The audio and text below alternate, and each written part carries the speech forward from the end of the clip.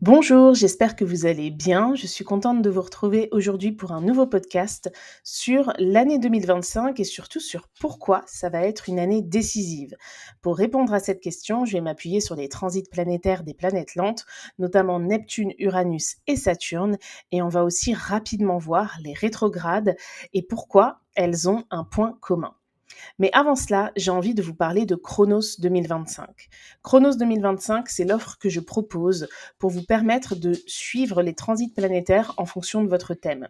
C'est une offre qui sera disponible ce dimanche 1er décembre. Si vous voulez être informé, je vous invite à vous abonner à la newsletter en bio ou tout simplement à télécharger le calendrier astrologique 2025 qui est gratuit, que j'ai mis au point avec les informations sur les grands transits de l'année et toutes les dates des nouvelles lunes, des pleines lunes, des rétrogrades, des changements de signes de tous les astres. Chronos 2025, c'est un programme où vous avez des PDF et des vidéos pour pouvoir explorer tous les transits de l'année. Donc vous avez un PDF par exemple sur Mercure où il y a des informations sur tout ce que vous avez à savoir pour analyser un transit de Mercure sur votre thème. Par exemple, Mercure entre en Sagittaire, il est conjoint à votre Soleil, il est en harmonie ou en dissonance avec la Lune. Eh bien, vous avez toutes les infos à regrouper pour faire votre propre analyse. Dans Chronos 2025, on revoit aussi les aspects, le thème astral, les maisons et les signes. Donc, si vous êtes novice, vous pouvez très bien vous procurer cette offre. Il faudra juste faire les choses dans l'ordre et d'abord suivre la partie qui permet de comprendre son thème astral. Ensuite, vous avez des exercices qui sont très faciles, mais qui vous permettront d'avoir des mémos pour vous souvenir des placements de votre thème et surtout de l'impact des transits sur ces placements. Par exemple, vous avez la Lune dans le signe du Bélier, eh bien, vous saurez assez facilement que quand le Soleil ou la Lune ou n'importe quel astre se trouve par exemple dans le signe de la Balance, eh bien ça crée une opposition à la Lune en Bélier. Quand le Soleil, la Lune ou un autre astre est en Capricorne, ça crée une dissonance. Vous aurez tous les mémos pour pouvoir avoir ces réflexes assez rapidement. Il y a des bilans mensuels également qui sont proposés pour pouvoir suivre votre évolution au cours de l'année et vous fixer de nouveaux objectifs. Dans ces bilans, tous les transits planétaires sont rappelés et c'est très facile à remplir. Vous avez donc des PDF sur Mars en 2025, Jupiter, Saturne, Vénus, etc. Il y a même des bonus dont je ne parle pas pour l'instant. Et pour chaque transit, comme vous pouvez le voir si vous suivez ce podcast sur YouTube, pour chaque transit, vous avez les dates exactes et l'impact que ça a d'un point de vue général. Et j'ai travaillé plusieurs mois sur cette offre pour vous permettre de suivre les transits de l'année en toute autonomie par rapport à votre thème. En plus, plus vous serez nombreux, plus il y aura une communauté d'entraide. Vous avez la possibilité dans l'espace de laisser des commentaires sous les vidéos. Les PDF, vous pouvez les télécharger, les imprimer et les reclasser comme vous le souhaitez. En tout cas, c'est vraiment une offre que j'ai hâte de vous faire découvrir. Le lancement, c'est dimanche 1er décembre à 10h. Il y aura une offre irrésistible en termes de prix pour la semaine de lancement et après, ça passera au tarif régulier. À tout cela s'ajoutera des bonus que je vous dévoilerai le jour J. Si vous avez envie d'être tenu au courant, n'hésitez pas à vous inscrire à la newsletter. Bon, sur ce, on va reparler du sujet du podcast. Donc, 2025 va être une année décisive car ça fait depuis 2024, donc depuis le 19 novembre, on peut le dire, que les planètes lentes sont en train de changer d'ambiance. En fait, je vous explique, en astrologie, on a des éléments et ces éléments, ils vont par paire. Donc, vous le savez sans doute, mais une piqûre de rappel, ça fait jamais de mal. On a l'air et le feu qui sont des éléments à polarité yang et qui vont être plutôt représentatifs de ce qui se passe à l'extérieur, c'est-à-dire les actions, ce qu'on va dire ouvertement.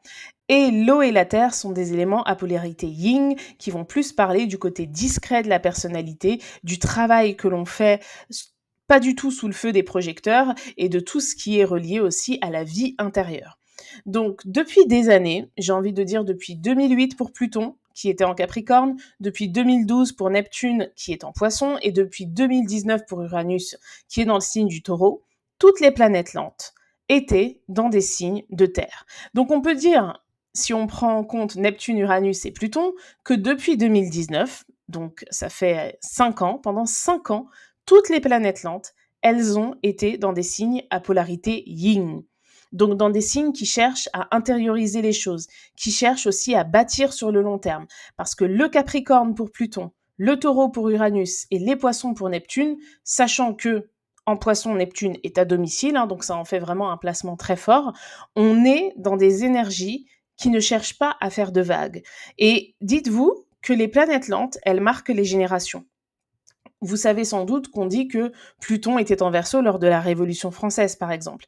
Il faut en plus prendre en considération le fait qu'au moment de la Révolution française, personne ne connaissait Pluton, puisque Pluton, c'est une planète qui a été découverte en 1930. Donc c'est pour dire que c'est pas parce qu'on le sait qu'il se passe des choses et que ça a un impact qui est réel. Donc Pluton en Verseau, oui, ça apporte une énergie de révolte, de mouvements sociaux et de regroupement de personnes autour d'idées qui ont envie de complètement briser certaines normes. Donc ça, c'est quelque chose qu'on va revoir dans les années qui arrivent, puisque Pluton, il est en Verseau jusqu'en 2044. Donc on a le temps de voir ce qui va se passer. Mais le fait que l'année prochaine, Saturne fasse son incursion dans le signe du Bélier, Neptune fait son incursion qui sera plus longue que celle de Saturne dans le signe du Bélier, et Uranus fait son incursion dans le signe des Gémeaux. Si vous voulez les dates exactes, je ne les ai plus en tête. Alors, je sais que Neptune rentre en Bélier le 30 mars, mais il va retourner en Poisson en fin d'année, j'ai plus la date. Pour Saturne, je crois que c'est du 25 mai au 2 septembre, son incursion en Bélier. Et pour Uranus, j'ai plus du tout les dates en tête. Mais ça tombe bien, en bio, il y a la possibilité de télécharger le calendrier astral de 2025, donc vous aurez toutes les dates. Donc tout ça pour dire que les planètes lentes, elles vont migrer. Alors là, j'ai inclus Saturne. C'est vrai que Saturne, c'est une planète qu'on peut dire, qu'on peut qualifier de semi-lente. Elle reste quand même 2 ans et demi dans un signe. Donc vous voyez, quand il y a eu le Covid, par exemple, Saturne était dans Capricorne. Ensuite, elle est rentrée en Verseau et maintenant, elle est en Poisson. Donc ça va quand même assez vite. C'est pour ça que je considère pas Saturne comme étant une planète extrêmement lente. C'est surtout Uranus, Neptune et Pluton qui marquent vraiment les générations. Pour moi, Saturne, c'est une planète qui marque le karma. Et je ferai soit une masterclass, soit une vidéo, soit un podcast sur Saturne en Bélier, parce que au niveau du karma, ça va toucher énormément l'individualité, ça va toucher l'ego, et ça va à la fois permettre à certains projets d'émerger et en même temps remettre totalement en question d'autres projets. Mais bon, on en reparlera. Mais en tout cas, il faut garder à l'esprit que cette année 2025, c'est une année de transition par rapport aux astres lents, puisque entre 2024 et 2026, tout ce beau monde sera dans des signes d'éléments feu ou air. Et parmi tout ça, Neptune et Saturne vivront une conjonction d'ailleurs dans le signe du Bélier. La conjonction Neptune-Saturne, elle va pas se faire dans le signe des Poissons, elle va se faire en Bélier. Et le signe du Bélier, c'est le premier signe du zodiaque. Le signe des Poissons, c'est le dernier signe du zodiaque. Donc ça veut dire que l'énergie Poisson, c'est une énergie de fin de cycle, et l'énergie Bélier, c'est une énergie de début de cycle. Saturne, c'est le karma. Neptune, c'est les croyances. C'est aussi le karma d'ailleurs, mais c'est tout ce qui va toucher à l'inconscient, tout ce qui va être relié au côté subjectif de la personnalité, et tout ce qui va parler des croyances, qu'elles soient spirituelles, religieuses ou autres. Donc, Neptune, c'est quand même la planète de l'illusion. Donc, quand l'illusion et la construction se retrouvent dans un signe offensif comme le Bélier, ça peut impliquer des nouveaux départs qui peuvent être dangereux, qui peuvent être manipulateurs, alors au niveau international, si je puis dire, mais c'est aussi des nouveaux départs où on vit une forme d'émancipation par rapport à des croyances qui existent depuis très très longtemps. N'oubliez pas que Saturne représente le Capricorne et que le Capricorne, c'est le signe conservateur du zodiaque. Le Bélier, lui, il fonce, il teste de nouvelles choses, il entreprend. Le Capricorne, il fait un peu comme on a toujours fait. Il suit les règles, il suit aussi le process de hiérarchie. Par exemple, si on veut faire une analogie de ça avec le travail, par exemple, eh bien, le Capricorne, ça va être celui qui passe son diplôme, qui accepte de gagner peu au début, qui accepte de gravir les échelons lentement pour atteindre une position durable. Le Bélier, c'est l'influenceur, c'est celui qui utilise les réseaux sociaux pour gagner sa vie. Et il peut mieux gagner sa vie que le Capricorne. Mais par contre, c'est peut-être pas quelque chose qui est durable, parce que c'est quelque chose qu'on n'a jamais connu avant. Ça va peut-être durer, mais ça va peut-être pas durer. Donc la notion d'aventure et la prise de risque accompagnent davantage le Bélier que le Capricorne, qui sera toujours sur la réserve par rapport à cela. Donc moralité, le Bélier, il peut se casser la gueule parfois, pardonnez-moi l'expression, et tout perdre. Et le Capricorne, lui, il peut parfois louper totalement des opportunités et rester dans un schéma qui n'est plus du tout adapté au monde actuel.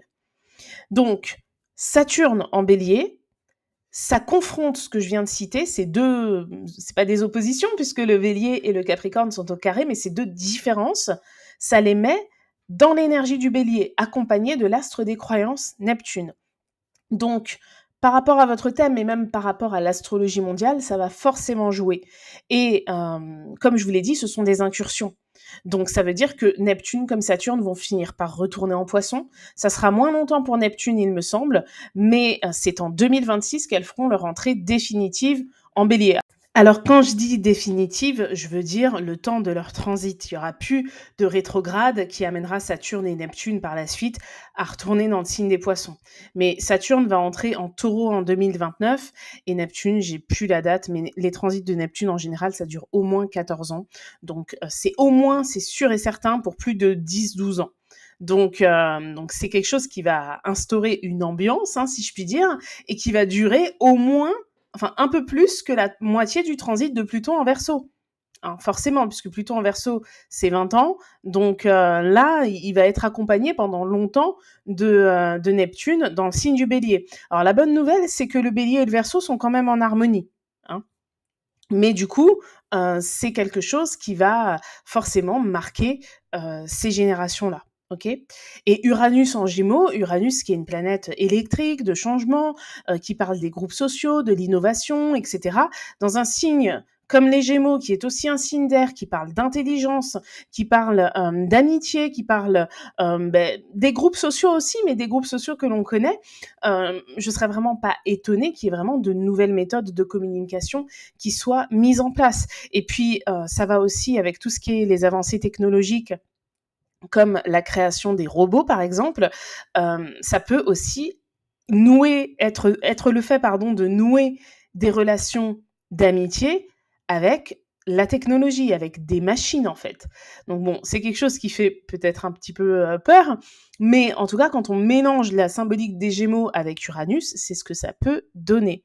Donc 2025, c'est une année où on va vivre ces incursions-là, parce que c'est pareil, Uranus va rentrer en Gémeaux, il va vite retourner en Taureau, et ça va donner un avant-goût de 2026. Et par contre, 2026, là, on entre vraiment, entre guillemets, dans une forme de nouveau monde, entre guillemets. Donc c'est quelque chose qui va tous nous marquer, qui va jouer sur les gouvernements, etc. Et en 2025, il y a aussi quelque chose d'intéressant, c'est en faisant le calendrier que je me suis rendu compte de cela, c'est qu'il va y avoir des rétrogrades. Déjà, c'est une année qui commence avec Mars rétrograde. Par définition, j'ai envie de dire, 2025, c'est pas l'année où il faut entreprendre mille et une choses. C'est une année où il faut pousser les projets qu'on a déjà mis en place jusqu'au bout. En fait, il faut continuer cette notion de persévérance. En plus, le 1er janvier, Mars, il sera dans le signe du Lion. Ça va pas durer longtemps. Il sera rétrograde et il va rentrer en Cancer à partir du 6 janvier. Mais néanmoins, si on prend la carte du 1er janvier 2025 à minuit, Mars sera dans le signe du Lion. Donc le signe du Lion, c'est un signe fixe. Ok, c'est un signe de feu, mais c'est un signe fixe. Donc on n'est pas du tout dans la vitesse. Le Lion, c'est le signe de feu le moins rapide. Okay, donc plus la rétrograde de Mars, eh bien, ça laisse quand même penser que c'est surtout une année où il faut faire fructifier ses acquis. Ensuite, Mars, il va retourner en Cancer, donc le 6 janvier, je crois que c'est jusqu'au 18 avril. Téléchargez le calendrier, parce que si ça se trouve, je me trompe dans les dates, mais je crois que c'est ça. C'est jusqu'au 18 avril. Après, le 18 avril, il retourne en Bélier et le 17 juin, il entre en Vierge. Donc, qu'est-ce que ça veut dire ? Ça veut dire que de janvier à juin, au 18 juin exactement, Mars, il aura fait que 2 signes. Alors que Mars, normalement, c'est un astre qui prend 6 semaines pour faire un signe. Donc là, vous voyez qu'on sait déjà qu'en 2025, il y a plein de signes qui n'auront pas la visite de Mars.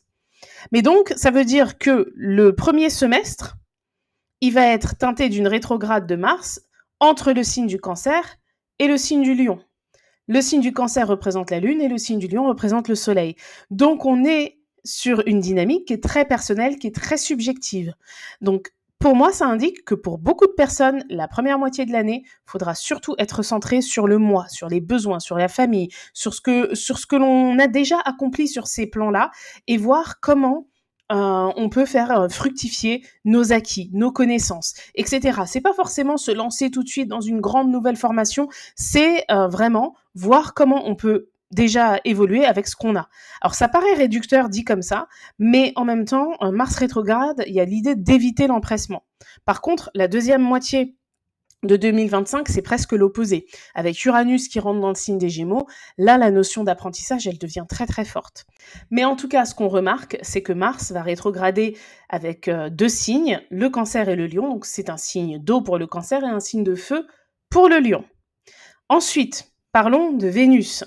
Vénus va entamer sa rétrograde aussi durant le premier semestre de 2025. Alors là, j'ai plus du tout les dates en tête, mais dites-vous, alors je crois que c'est le 3 janvier qu'elle rentre dans le signe des Poissons et elle va rétrograder en mars. Et je crois que c'est fin mars qu'elle retourne dans le signe. Elle va entrer en Poissons, elle va rétrograder en Bélier et elle va retourner dans le signe des Poissons. Et c'est en juin, je crois le 6 juin, qu'elle va entrer dans le signe du Taureau. Donc, Mars comme Vénus vont passer presque 6 mois dans deux signes. Donc, autant vous dire que Vénus, je crois qu'elle va visiter quand même plus de signes, parce que Vénus, c'est une planète qui met un peu plus de 3 semaines pour faire un signe. Donc, je sais plus, j'ai vraiment plus les choses en tête, surtout que vraiment, j'ai étudié beaucoup de choses, notamment les lunaisons pour l'année 2025. Donc, je me perds un peu dans les dates. Mais en tout cas, retenez que Vénus va passer presque 6 mois que dans deux signes, comme Mars. Vénus et Mars, c'est deux planètes que lorsqu'on les combine, alors bien sûr qu'elles parlent de libido, mais elles parlent de pouvoir. Parce que Vénus, c'est aussi le pouvoir. Non, ça, j'en parlerai un autre jour, mais Vénus, on a tendance juste à lui attribuer la beauté, la sensualité, la créativité et l'amour. C'est le pouvoir aussi, parce qu'on vit dans un monde où l'argent est relié au pouvoir, et Vénus, elle représente le signe du Taureau. Chez les personnes qui ont besoin d'avoir du pouvoir, notamment chez les dictateurs, on retrouve souvent une Vénus dominante. Bref. Donc tout ça pour dire qu'on est dans une dynamique encore de rétrograde sur deux signes qui sont ici le Bélier et les Poissons, et on est sur une énergie feu et eau, comme pour Mars. On continue. Il va y avoir une rétrograde de Mercure en début d'année. Cette rétrograde de Mercure, elle va se faire dans le signe du Bélier. Et Mercure, il va retourner dans le signe des Poissons pour reprendre un mouvement direct et pour aller en Bélier par la suite. Alors Mercure, c'est une planète qui est plus rapide que Vénus et que Mars. Donc ça va durer moins longtemps, ça va pas durer 6 mois, mais dites-vous que Mercure entre en Poissons le 14 février et il sort du signe du Bélier le 10 mai. Donc, on a mars, avril, mai, au moins 3 mois de Mercure sur deux signes et qui sont le signe du Bélier et des Poissons. Donc, on récapitule. Vénus va entamer une rétrograde en Bélier, retourner en Poissons. Mars est en Lion et va entamer une rétrograde pour retourner en Cancer. Et Mercure, tout ça dans les 6 premiers mois de l'année 2025, va entamer une rétrograde en Bélier et retourner en Poissons. Donc, clairement, les éléments eau et feu sont clairement au centre de l'introspection nécessaire en début d'année 2025, parce que la rétrograde, ça invite à regarder en arrière, c'est pour réfléchir à ce qu'on a fait, ce qu'on a mal fait, etc. Ça pousse vers l'introspection. Donc vraiment, mais notez-le dans vos agendas, moi je vous conseille de faire ça. À l'époque, j'avais sorti un agenda pour l'année 2023, c'est quelque chose qui n'a pas été renouvelé à mon grand regret par la maison d'édition. C'est d'ailleurs pour ça que j'ai créé Chronos 2025, mais le calendrier qui est gratuit, que vous pouvez télécharger, vraiment, je vous invite à noter les dates que vous estimez être importantes dans votre agenda. Vous avez tout sur le calendrier. Donc vraiment, notez, parce que je pense surtout qu'en fonction de votre thème, ça peut avoir des incidences différentes en fonction de où est-ce que ça transite en termes de maison dans votre thème. Si vous ne savez pas le faire, prenez Chronos 2025, ça vous permettra vraiment de faire ce travail assez facilement. Mais on est vraiment affligé en début d'année 2025 par des énergies eau et feu. Et en plus, le 30 mars, on a Neptune qui rentre dans le signe du Bélier, et le 25 mai de mémoire, c'est Saturne. Donc tout ça, ça reste dans la même période. Ok ? Donc, le feu et l'eau, à quoi ça vous fait penser ? Parce que tout à l'heure, j'ai parlé de la polarité entre, 2 éléments, pardon. Donc on a la terre et l'eau d'un côté et le feu et l'air de l'autre. Mais qu'est-ce qui se passe quand on est, face à 2 énergies qui ne sont pas en harmonie, si je puis dire? Bah, il faut voir quand même qu'il y a un point commun et le point commun entre l'eau et le feu, c'est la subjectivité. Parce que le feu prend sa source dans l'instinct, dans les pulsions, dans la passion, donc des choses qui sont totalement subjectives, et l'eau va symboliser les croyances, l'inconscient et tout ce qui est relié à la sphère émotionnelle. Donc tout ça, ça centre sur le moi. Je sais que les signes d'eau, on n'a pas tendance à les décrire comme des énergies qui sont, personnelles, notamment si on prend par exemple le signe des poissons, hein. Si vous regardez les définitions, vous allez voir que c'est une énergie qui est très empathique, qui est dans l'abnégation, qui est ouverte sur les autres et qui parle aussi de la notion de croyance et c'est là le point important, c'est que les croyances sont subjectives. Personne, par exemple, ne peut prouver que Dieu existe, personne ne peut prouver qu'il n'existe pas, c'est une croyance. Elle n'est pas vraie, elle n'est pas fausse, c'est une croyance. Et même si vous prenez 2 personnes qui ont la même religion, qui vont, je sais pas, à l'église, à la synagogue ou à la mosquée prier, même si elles prient côte à côte, elles vont pas avoir le même rapport avec le divin. C'est quelque chose de subjectif, tout ça. Et on comprend pas parfois pourquoi l'énergie poisson peut être très violente. Parce que l'énergie poisson symbolise le fait de croire sans raison à quelque chose et de se battre par rapport à ça. C'est-à-dire que l'énergie poisson, elle représente autant le fait de faire du bien en ayant une croyance qui nous indique, qui nous pousse à faire des choses vraiment altruistes, mais l'énergie poisson, elle symbolise aussi le fait de devenir un extrémiste, religieux par exemple, et de faire du mal aux autres par rapport à cela. Parce que le point en commun des deux, c'est la notion de croyance. Ok ? Donc, la notion de croyance, elle amène les idéaux et elle amène l'envie d'agir. Donc, les poissons et le bélier, il y a la fin de cycle, le début de cycle, mais en même temps, il faut bien un rêve pour agir, pour entreprendre quelque chose. Donc, c'est des énergies, au final, qui sont quand même très liées. Donc, c'est pour ça que je vous dis que les astres lents qui passent des poissons au bélier, on est vraiment dans une dynamique de rêve et de nouveaux départs, d'idéaux et de nouveaux départs, de lâcher prise avec quelque chose, de vivre une fin de cycle et de se lancer dans quelque chose de nouveau. Donc toutes ces rétrogrades, parce qu'on parle de quels astres? On parle de Mercure, on parle de Mars et on parle de Vénus. Ce sont les 3 planètes personnelles. Donc, ça peut créer des revirements de situation par rapport à ce que l'on a envie d'entreprendre dans notre vie, sur le plan sentimental, sur le plan de l'apprentissage et sur le plan des actions. Ça peut aussi entraîner, vu qu'il y a des rétrogrades, du doute par rapport à ça, des baisses d'énergie, des baisses de compréhension, une difficulté à s'exprimer, des baisses de sentiments, par exemple, pour son partenaire, etc. Enfin, ça peut être vraiment plein de choses. Mais ce que l'on remarque, c'est que les énergies eau et feu qui sont concernées, alors c'est vrai que pour Mars, c'est pas le bélier et les poissons, c'est le cancer et le lion. Mais comme je vous ai dit, le cancer et le lion, c'est la lune et le soleil, quoi. Donc, ça renvoie à quelque chose de personnel et ça renvoie aussi aux racines, à notre histoire, à notre passé, donc tout ce qu'on a fait. Et tout ça pour dire, et je vais clôturer sur ça, que ce début d'année 2025, il pourra y avoir beaucoup d'incompréhension, parce que déjà que, d'une manière générale, on va dans une société qui est de plus en plus individualiste, avec Neptune et Saturne en bélier, ça va pas freiner. Et là, si on est beaucoup à vraiment placer nos ressentis et tout ce qui est subjectif en premier par rapport à la raison, et ben c'est quelque chose qui pourra avoir une incidence, par exemple, au travail, etc. C'est des choses qui peuvent agir comme des éléments perturbateurs, mais qui aussi peuvent être la source d'innovations intéressantes. D'ailleurs, j'en reparlerai parce que je vais m'arrêter là, mais en 2025, on a 2 nouvelles lunes dans le signe de la Vierge. Et vous voyez, quand on décrit tout ça comme ça, quand on décrypte ce début d'année, on se dit que 2 nouveaux départs où il faudra remettre un peu de bon sens, un peu de travail et un peu d'organisation, ça sera pas de trop. Donc voilà, je vous remercie de m'avoir écouté, j'espère que ce podcast il vous a plu. N'hésitez vraiment pas à télécharger le calendrier et à vous inscrire à la newsletter et moi je vous dis à très vite pour un prochain podcast.